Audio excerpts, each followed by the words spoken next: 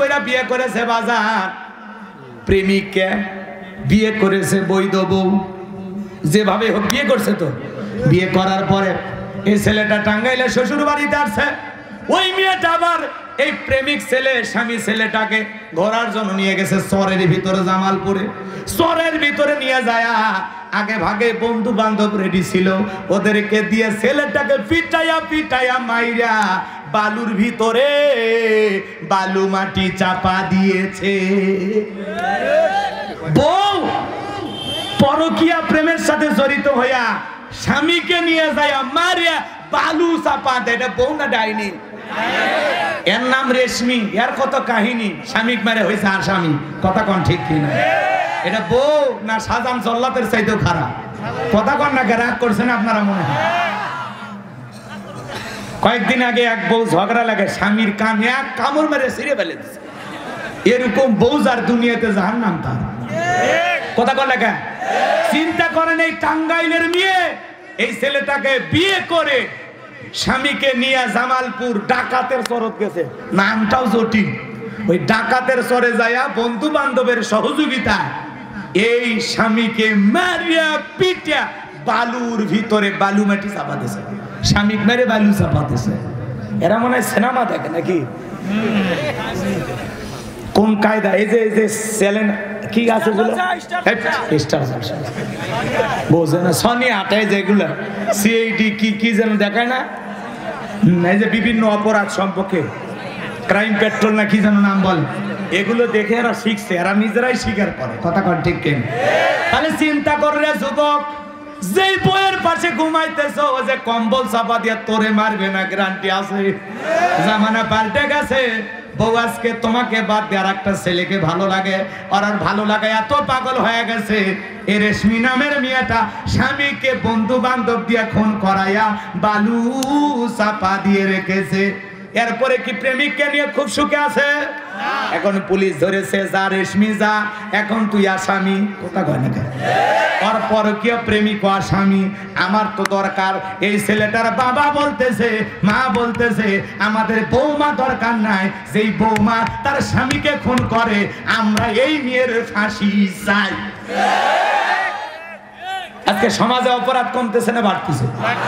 আজ থেকে ৩-৪ বছর আগে গাজীপুরের এক মহিলা স্বামীর ওপর রাগ করে স্বামী মারিয়ে ৬ টুকরা করে ফ্রিজে ঢুকেছে।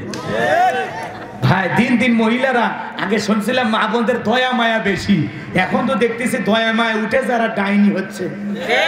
ঘরে ঘরে আজরাইল নিয়ে আমরা ঘুমাচ্ছি, কখন যে জানটা কবেজ করে আল্লাহ ভালো জানে। কথা কোন ঠিক কি না? এই জন্য বউকে ভালোবাসেন, সময় দেন, আর ঘুমানোর আগে একটু চিন্তা ভাবনা করে ঘুমায়। একবারে যান ঘুমায়েন না। আল্লাহ যুব সমাজকে হেদায়েত দান করে। জোরে বলুন আমিন। শোনেন, অপরাধ বাড়তেছে কেন জানেন? আল্লাহর বিধানতে বিচার হয় না। আমাল্লাম ইয়াহকুম বিমা আনজালাল্লাহু ফাউলাইকা হুমুল কাফিরুন। যারা আল্লাহর বিধান মোতাবেক বিচার ফয়সালা করে না, এরা হলো কাফের।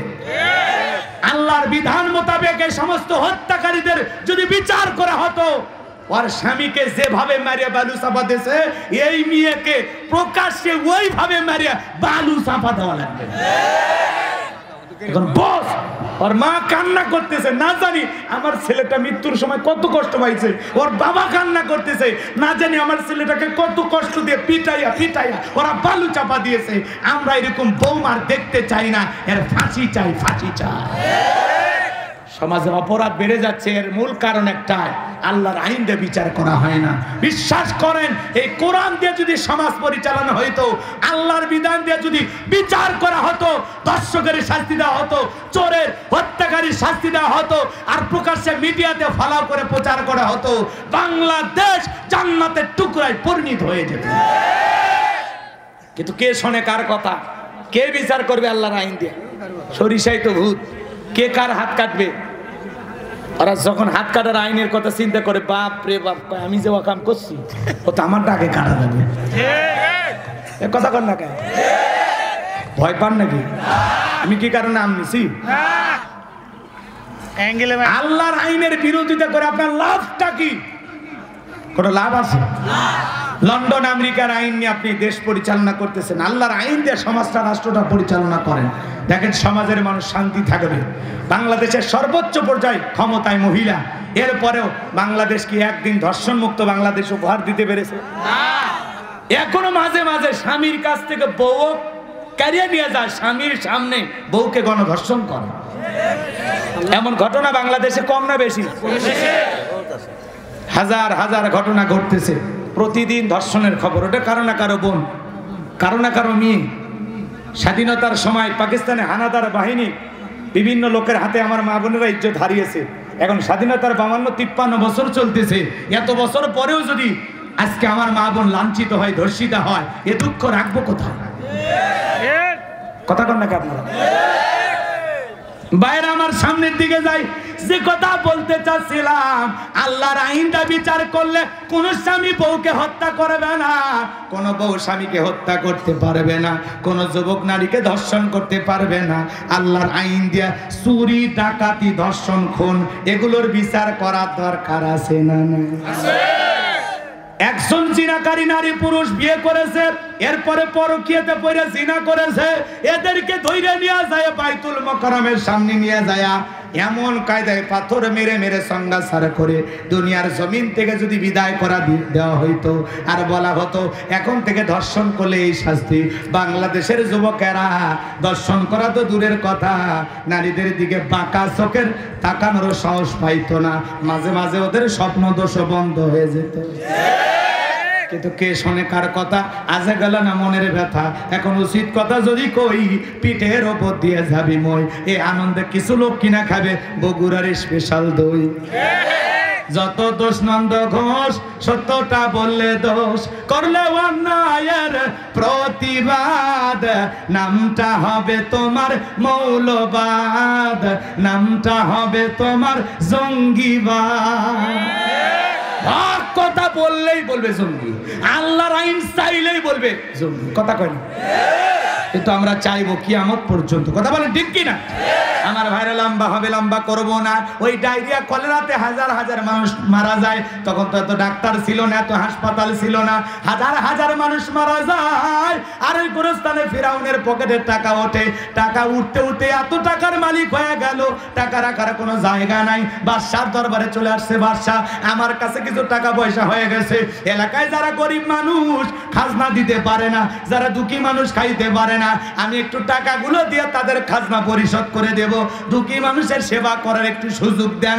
বাদশা ডেকে বলে, বাবা এ তো ভালো উদ্যোগ, তোমার মতো ছেলে ঘরে ঘরে জন্ম নেওয়া দরকার, যাও তুমি টাকা নিয়ে আসো, আমি গরিবদের খবর পৌঁছায় দিতেছি। এইবার খবর পৌঁছায় দেওয়া হলো, যাদের খাজনা বাকি আছে, যারা গরিব মানুষ খাইতে পারো না, বাদশার দরবারে চলে আসো, গোরস্থানের দারোয়ান কাবুস নামের ফিরাউন তোমাদের খাজনা পরিশোধ করে দেবে। এইবার টাকার বস্তা নিয়ে আসছে, আর হাজার হাজার মানুষের মধ্যে ওই টাকাগুলো বিতরণ করে দিতেছে। টাকাগুলো কার? খালি সিস্টেমে দিতেছে। আমাদের গাইবান্ধার একটা কথা আছে, মাছের তেল দিয়ে মাছ ভাজে, টাকাও জনগণের, খালি সিস্টেমে দিয়া ফাও ফাও বাহাবা পাইতেছে। কথা কোন ঠিক কিনা? এইবার বাজান কয় আমার জনগণের খাজনা পরিশোধ করে দিল, দুঃখী মানুষের উপকার করলো। ওই হাজার হাজার জনতা ডেকে বলে, আরে রাজ্যের বাদশা যদি এই ব্যক্তি না হইয়া গুরুস্থানে ছেলেটা হইতো, না জানি আমাদের কপাল খুলে যেত। বাদশা হওয়ার আগে যে সেবা শুরু করেছে, বাদশা হইলে তো সুখের আর অভাব থাকবে না।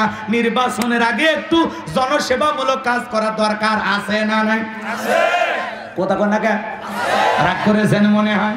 বাজান গো দেখবেন, এদিক খেয়াল করেন, আমাদের এলাকায় এরকম কাঁচা রাস্তা আছে, মাটির রাস্তা, ওই রাস্তাতে দুই গাড়ি ইট পাড়তেছে। মানুষজন আইসা বলে, বাবা তুমি তো নেতা হও নাই, ইট পাড়তেছ, ব্যাপারটা কি? ছেলেটা বলে, শোনেন, বৃষ্টি হলে আপনাদের ছেলে মেয়ে স্কুলে যাইতে পারে না, আপনারা বৃষ্টি পানি কাদা হইলে হাটে বাজারে যাইতে পারেন না, আপনাদের দুঃখ কষ্টের কথা মনে হলে রাতে আমার ঘুম আসে না। আপাতত কাঁচা রাস্তা ইট পাড়ে দিয়ে গেলাম, আর ভবিষ্যতে আমার মার্কায় যদি সিল মেরা এলাকার নেতা বানায় দিতে পারেন, আমার 1 নাম্বার টার্গেটে কাঁচা রাস্তা পাকা করে দেব। এই স্লোগান দিয়া জনগণ বিশ্বাস করিয়া নেতার মার্কায় সিল মেরে যখন নেতা বানায় দেয়, নেতা তখন এলাকায় থাকে না, ঢাকা শহরে বান্ধবী নিয়ে ঘুমায়। এদিক খেয়াল করে, নির্বাচনের মার্কা থাকে যে কয়দিন নেতার আনা গোনা, সে